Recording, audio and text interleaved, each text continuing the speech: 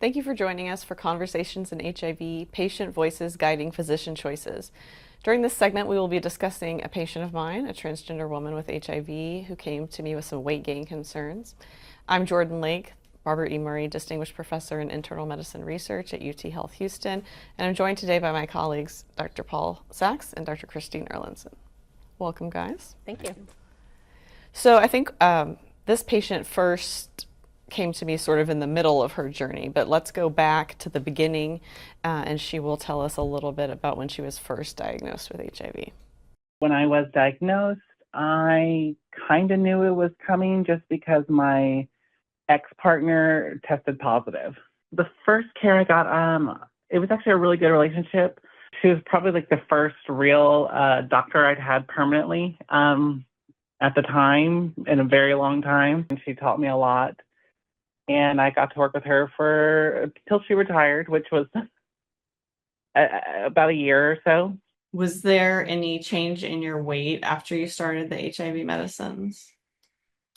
I definitely remember gaining weight. I know I was never like super small by any means, but I definitely know I started gaining like crazy in the next couple of years after I was diagnosed. So that's something that's pretty common. Dr. Sachs, do you see patients coming to you with this concern?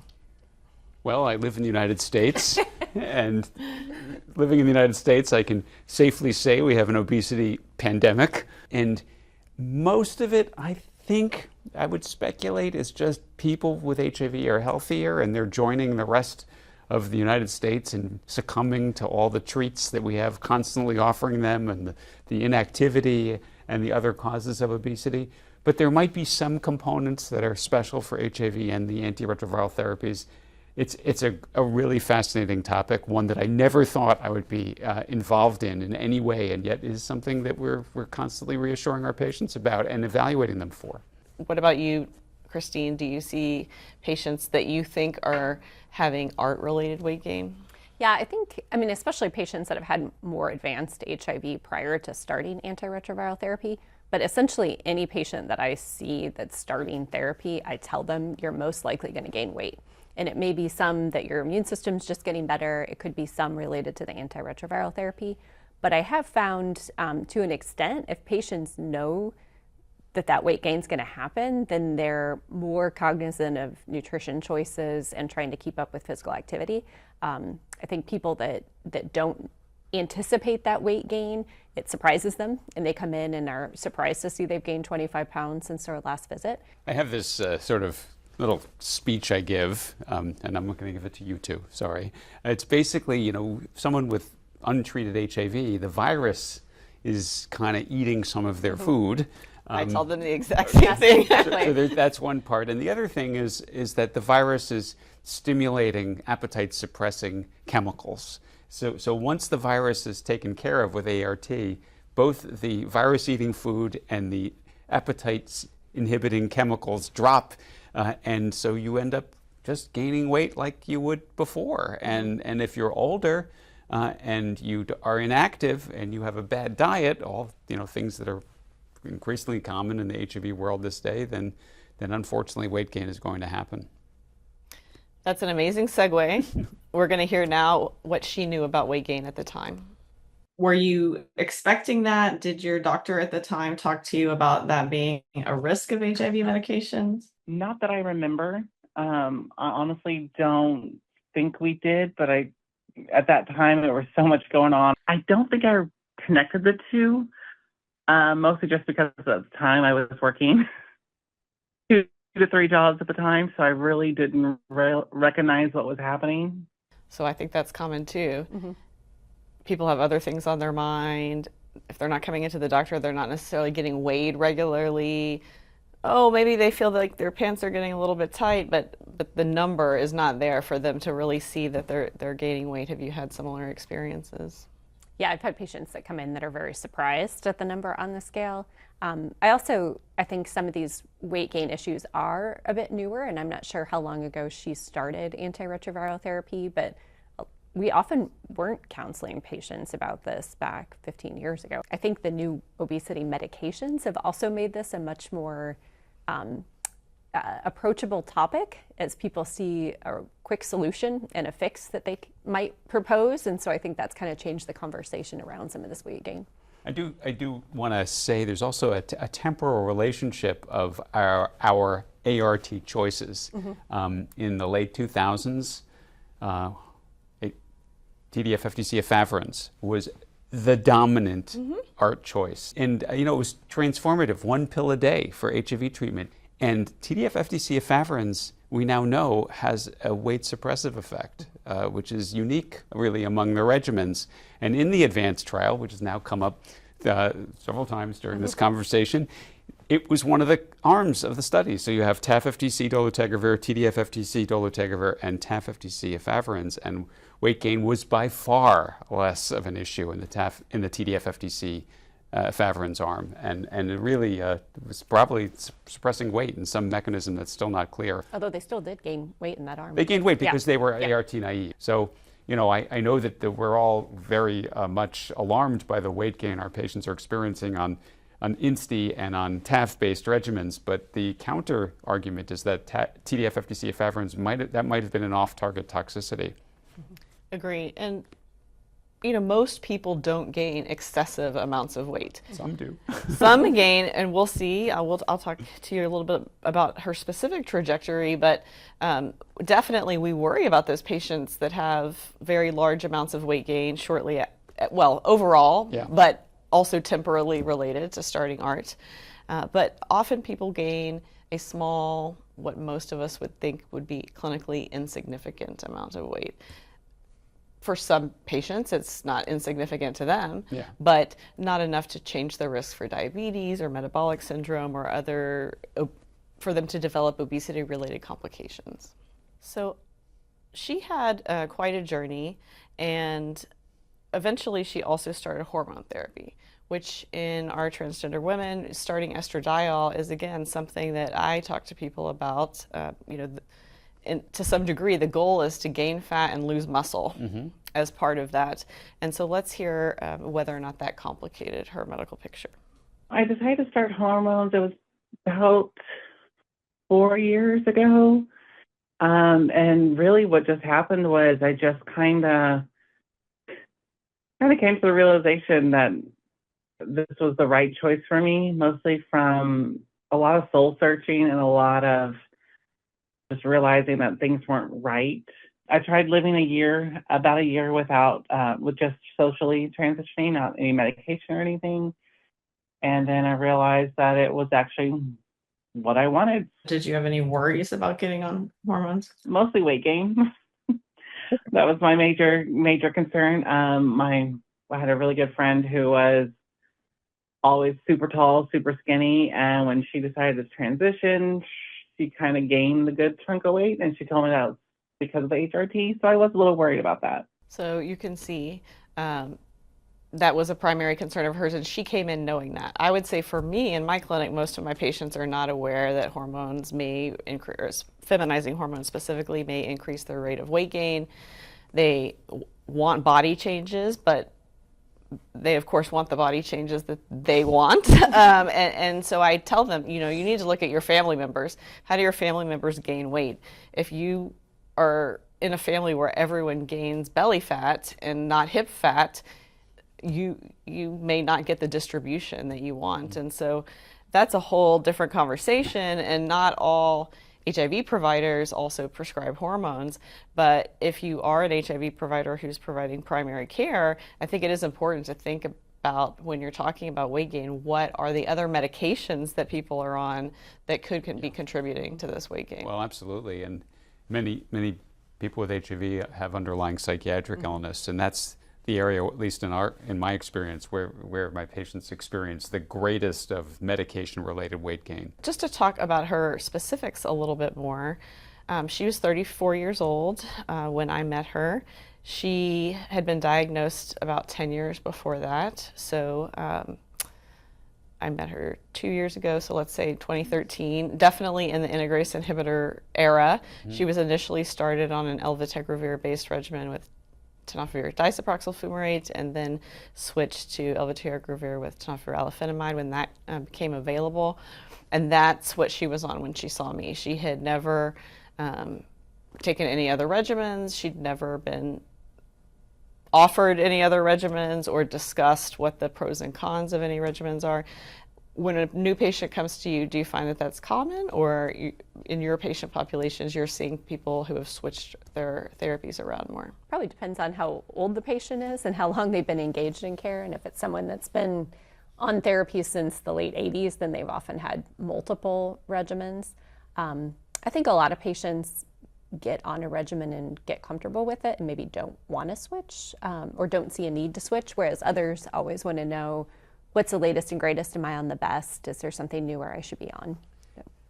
We typically will proactively switch someone off a booster containing regimen for the obvious reasons of reducing the risk of drug interactions. And then the booster integrase regimen, which is elvitegravir, as you mentioned, is considered suboptimal because of a lower resistance barrier.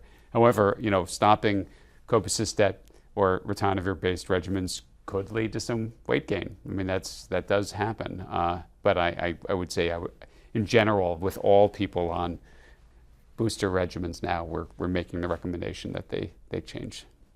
Well, I was actually surprised with her when I met her that no one had had any conversations about particularly weight gain, since that was her main concern. And she gained 60 pounds pretty quickly after starting antiretroviral therapy. So for her, that was very temporally related.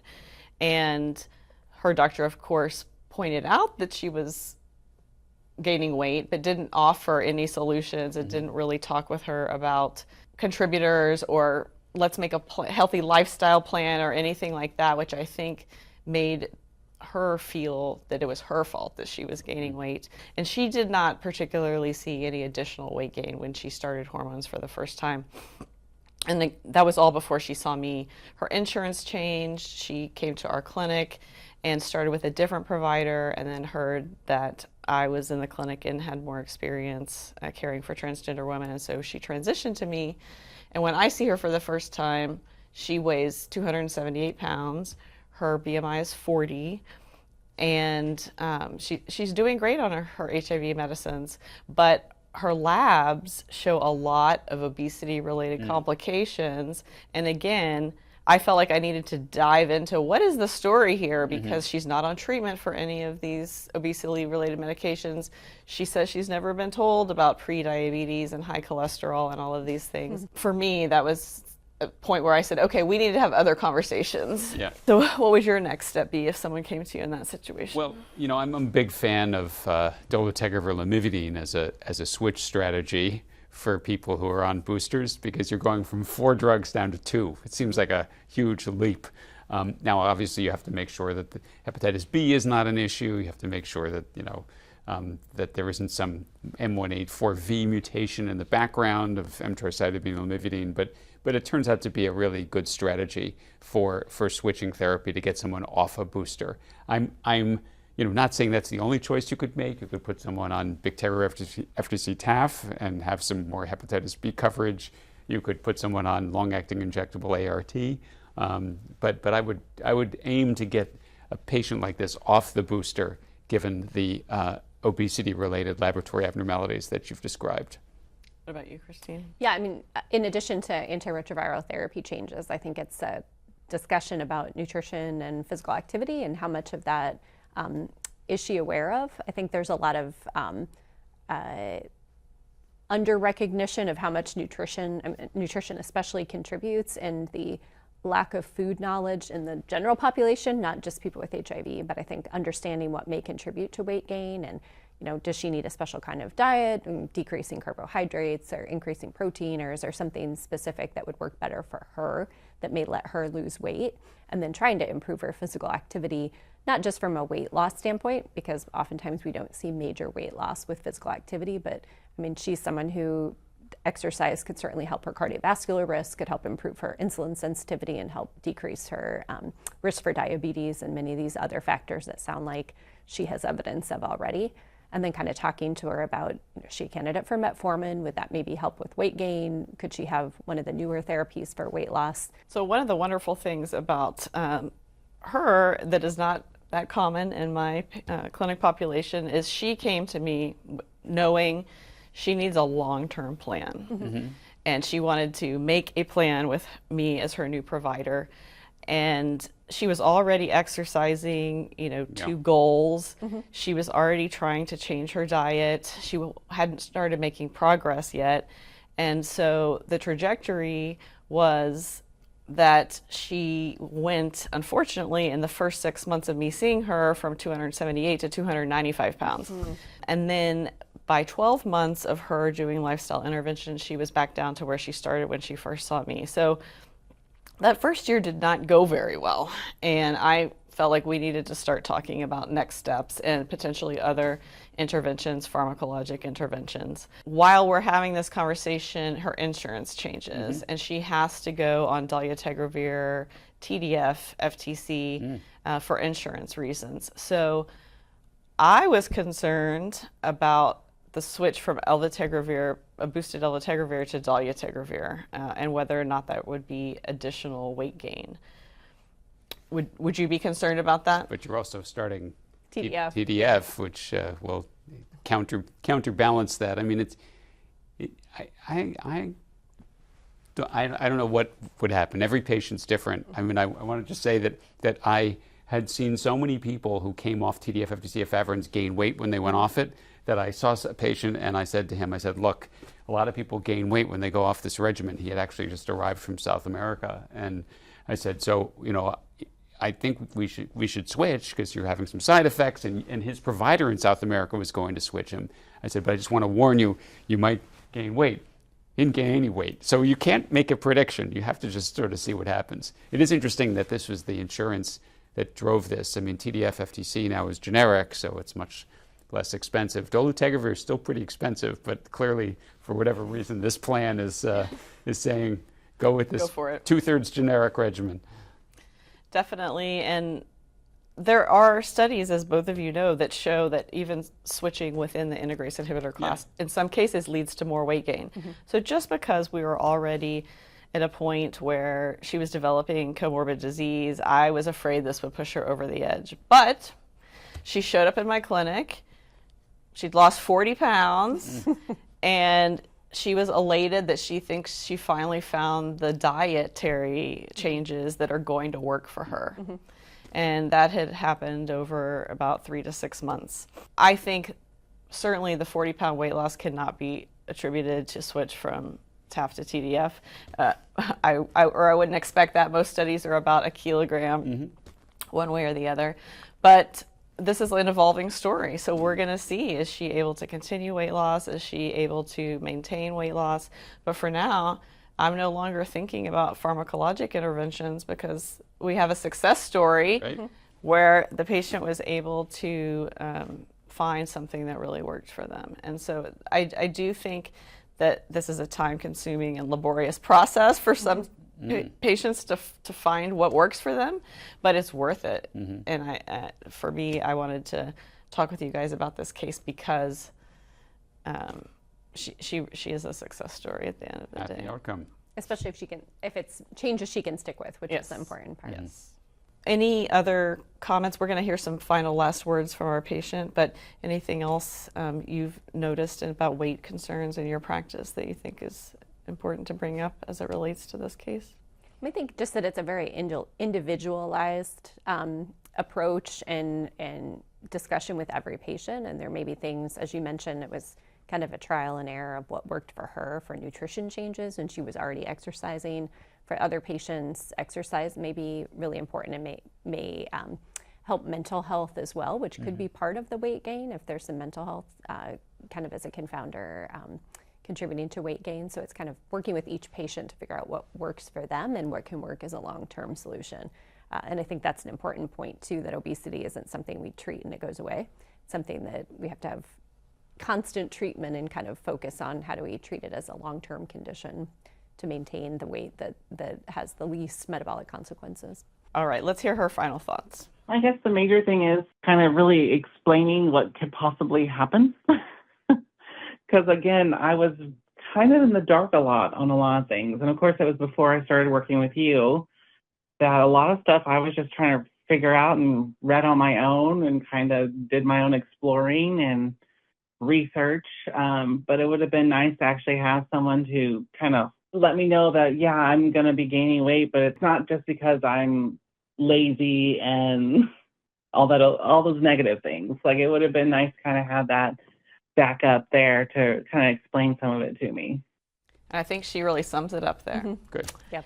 So we'll close, and thank you again for joining us for this segment. Please be sure to click on the landing page for this activity to claim your AMA, ANCC, ACPE credits, access supplemental slides, as well as other topic segments and case scenarios that we'll be discussing.